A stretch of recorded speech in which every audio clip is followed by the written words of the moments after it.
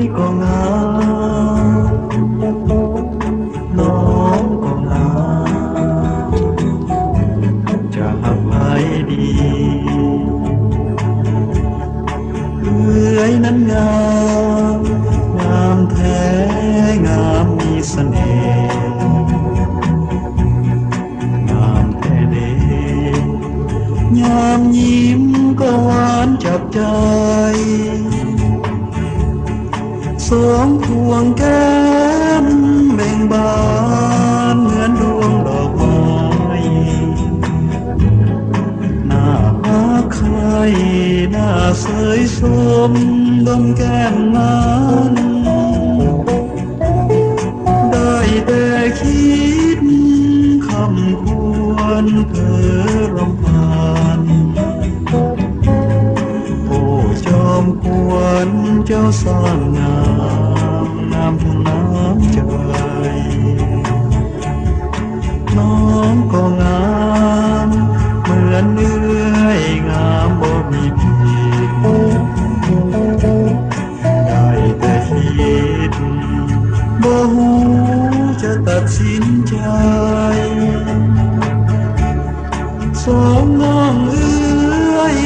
สร้างงามงามคู่กันไปหากเอื้อยใหญ่ยังนางน้อยผู้โสภาถูกใจนักเมื่อหากมีปัญหา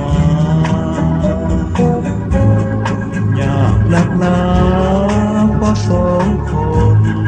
นั้นงามเหมือนกัน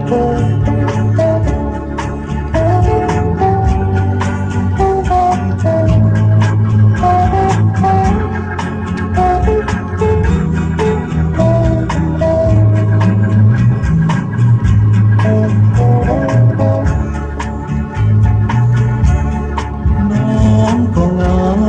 มเหมือนเอื้อยงามบ่มีผิดได้แต่คิดบ่หูจะตัดสินใจ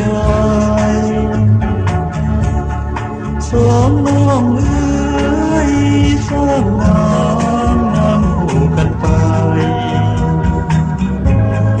หากเอื้อยใหญ่ยังนางน้อยผู้โสภาถูกใจนักเมื่อหากมีปัญหา